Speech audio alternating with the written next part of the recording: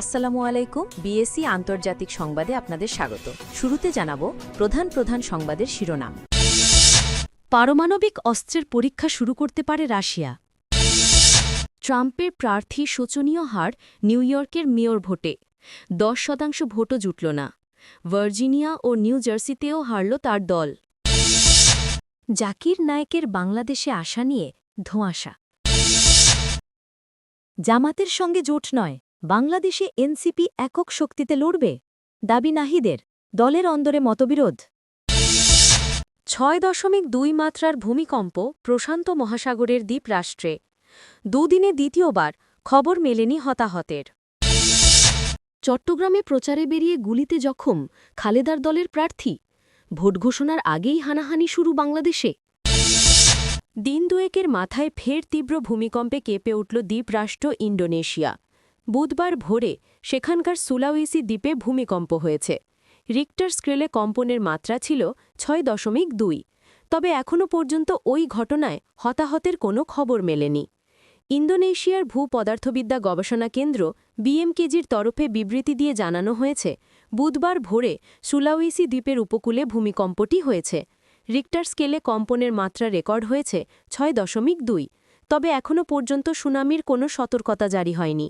হতাহত কিংবা ক্ষয়ক্ষতির পরিমাণও জানা যায়নি। বাংলাদেশের জাতীয় সংসদের নির্বাচনের আনুষ্ঠানিক বিজ্ঞপ্তি জারি হয়নি এখনও, কিন্তু তার আগেই শুরু হয়ে গেল হানাহানি। চট্টগ্রাম নগর বিএনপির আহ্বায়ক তথা চট্টগ্রাম ৮, চান্দগাঁও, বোয়ালখালী আসনের ঘোষিত প্রার্থী এরশাদুল্লাহ বুধবার প্রচারে বেরিয়ে গুলিবিদ্ধ হয়েছেন। বাংলাদেশের সংবাদ মাধ্যম প্রথম আলো জানাচ্ছে, চান্দগাঁও চালিতাতলী খণ্ডকারপাড়া এলাকায় এরশাদের সঙ্গে গুলিবিদ্ধ হয়েছেন তার দুই সঙ্গীও। চট্টগ্রাম মহানগর পুলিশ কমিশনার হাসিব আজিজ বুধবার সন্ধ্যায় জানান, নির্বাচনী প্রচারের সময় নগর বিএনপির আহ্বায়ক এরশাদসহ ৩ জন গুলিবিদ্ধ হয়েছেন। তারা হাসপাতালে চিকিৎসাধীন। ঘটনায় জড়িত ব্যক্তিদের চিহ্নিত করার কাজ শুরু করেছে পুলিশ। রাজনৈতিক কারণেই কি হামলা হয়েছে, সেই বিষয়ে কিছু জানাননি তিনি। প্রসঙ্গত, বাংলাদেশ জাতীয় সংসদের ভোটের 4 মাস আগেই গত সোমবার সম্ভাব্য প্রার্থী তালিকা ঘোষণা করেছিল বাংলাদেশের প্রাক্তন প্রধানমন্ত্রী খালেদা জিয়ার দল বিএনপি। জাতীয় সংসদে ৩০০টি আসনের মধ্যে প্রথম দফায় ২৩৭টিতে প্রার্থীদের নাম ঘোষণা করা হয়।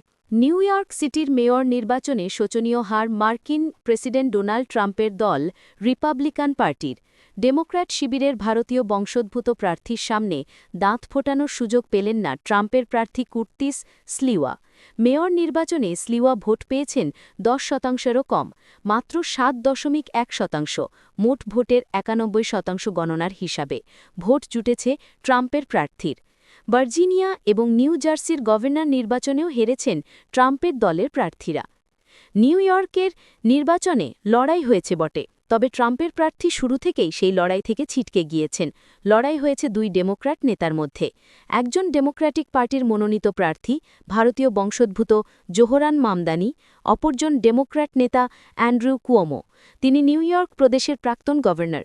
এবারের নিউ ইয়র্কের মেয়র পদের নির্বাচনের জন্য ডেমোক্র্যাটিক পার্টির প্রাইমারিতে, যেখানে একই দলের 2 বা তার বেশি প্রতিদ্বন্দ্বীর মধ্যে লড়াই হয়, মামদানির কাছে পরাজিত হন তিনি। পরে নির্দল প্রার্থী হয়ে মেয়র পদের জন্য লড়াই করেন। শেষ পর্যন্ত দেখা গেল মামদানি এবং কুয়োমোর মধ্যেই লড়াই হল নির্বাচনে। ডেমোক্র্যাট শিবিরের মনোনীত প্রার্থী মামদানি পেয়েছেন 50%-এরও বেশি ভোট। নির্দল হয়ে প্রতিদ্বন্দ্বিতা করা প্রাক্তন গভর্নর তথা ডেমোক্র্যাট নেতা কুয়োমো পেয়েছেন 41%-এর বেশি ভোট। সেখানে ট্রাম্পের প্রার্থী স্লিওয়া ভোট পেয়েছেন 7%-এর আশপাশে। আমেরিকার 5টি কাউন্টি নিয়ে নিউ ইয়র্ক সিটি কাউন্সিল গঠিত। ম্যানহ্যাটন, ব্রুকলিন, কুইন্স, ব্রঙ্কস এবং স্টেটেন আইল্যান্ড। মেয়র পদের নির্বাচনে দেখা গেল 5টির কোনোটিতেই বিশেষ সুবিধে করে উঠতে পারেননি স্লিওয়া। 4টি কাউন্টিতেই লড়াই হয়েছে দুই ডেমোক্র্যাট নেতার মধ্যে। শুধুমাত্র স্টেটেন আইল্যান্ডে একতরফা এগিয়েছিলেন নিউ ইয়র্ক প্রদেশের প্রাক্তন গভর্নর। সেখানে দ্বিতীয় স্থানে রয়েছেন মামদানি। ট্রাম্পের প্রার্থী স্লিওয়ার সবগুলি কাউন্টিতেই শোচনীয় ফল হয়েছে। তিনি ম্যানহাটানে 3.4%, ব্রুকলিনে 4.9%, ব্রঙ্কসে 7.1% এবং কুইন্সে 9.7% ভোট পেয়েছেন। কেবল স্টেটেন আইল্যান্ডেই শতাংশের হিসেবে 2 অঙ্কের ঘরে পৌঁছতে পেরেছেন তিনি, সেখানে পেয়েছেন 21.3%। গত বছরের প্রেসিডেন্ট নির্বাচনের সময়ও নিউ ইয়র্ক সিটি থেকে বিশেষ সুবিধা করতে পারেননি ট্রাম্প। এই 5টি কাউন্টির মধ্যে একমাত্র স্টেটেন আইল্যান্ড থেকেই ৬৫% ভোট পেয়ে এগিয়েছিলেন তিনি। বাকি ৪টি কাউন্টিতে ট্রাম্প ভোট পেয়েছিলেন। যুক্তরাষ্ট্র পারমাণবিক অস্ত্রের পরীক্ষা চালালে রাশিয়াও এমন পরীক্ষা পুনরায় শুরু করার কথা বিবেচনা করবে বলে হুঁশিয়ার করে দিয়েছেন রুশ প্রেসিডেন্ট ভ্লাদিমির পুতিন। বুধবার মার্কিন প্রেসিডেন্ট ডোনাল্ড ট্রাম্পের পারমাণবিক অস্ত্র পরীক্ষা নিয়ে মন্তব্য করার পর রাশিয়ার নিরাপত্তা পরিষদের বৈঠকে ওই হুঁশিয়ারি দিয়েছেন তিনি। ইউক্রেন যুদ্ধের সমাধান খুঁজে পেতে পুতিন ও ট্রাম্প ব্যর্থ হওয়ার পর পারমাণবিক অস্ত্র পরীক্ষা ঘিরে বিশ্বের বৃহত্তম দুই পারমাণবিক শক্তিধর দেশের মাঝে নতুন করে উত্তেজনাকর পরিস্থিতির ইঙ্গিত পাওয়া যাচ্ছে। বুধবারের বৈঠকে রাশিয়ার প্রতিরক্ষা ও পররাষ্ট্র মন্ত্রণালয় এবং নিরাপত্তা সংস্থাগুলোকে যুক্তরাষ্ট্রের পারমাণবিক অস্ত্র পরীক্ষা নিয়ে তথ্য সংগ্রহ করার নির্দেশ দিয়েছেন পুতিন। এমনকি পারমাণবিক অস্ত্র পরীক্ষার প্রস্তুতি শুরুর সম্ভাবনা বিষয়ে প্রস্তাবনা তৈরির নির্দেশনাও দিয়েছেন তিনি। আরও পড়ুন, মেক্সিকোর প্রেসিডেন্টকে জড়িয়ে ধরে চুমু খাওয়ার চেষ্টা, গ্রেপ্তার ১। রাশিয়ার সর্বশেষ সোভিয়েত ইউনিয়নের ভাঙনের ১ বছর আগে ১৯৯০ সালে পারমাণবিক অস্ত্রের পরীক্ষা চালিয়েছিল।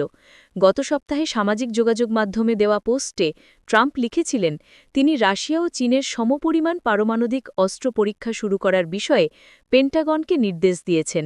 তবে তিনি পারমাণবিক ওয়ারহেড সহ পরীক্ষা বোঝাতে চেয়েছেন কিনা সেটি স্পষ্ট করেননি। নিরাপত্তা পরিষদের বৈঠকে রুশ প্রতিরক্ষামন্ত্রী আন্দ্রে বেলুসাভ আর্কটিক অঞ্চলের মোভায়া জেমলিয়া দ্বীপপুঞ্জে অবিলম্বে পারমাণবিক পরীক্ষার প্রস্তুতি শুরু করার প্রস্তাব দিয়েছেন। এর জবাবে পুতিন বলেছেন, যুক্তরাষ্ট্র যদি পারমাণবিক পরীক্ষা চালায় তাহলে রাশিয়াও একই পথ অনুসরণ করবে। এর আগে গত অক্টোবরে ২টি পারমাণবিক অস্ত্রের পরীক্ষা কার্যক্রমের তত্ত্বাবধান করেন রুশ প্রেসিডেন্ট ভ্লাদিমির পুতিন, যদিও সেই পরীক্ষায় আসল ওয়ারহেড ব্যবহার করা হয়নি। আরও পড়ুন, যুক্তরাষ্ট্রে মেয়র নির্বাচনে হেরে গেলেন জেডি ভ্যান্সের সৎ ভাই।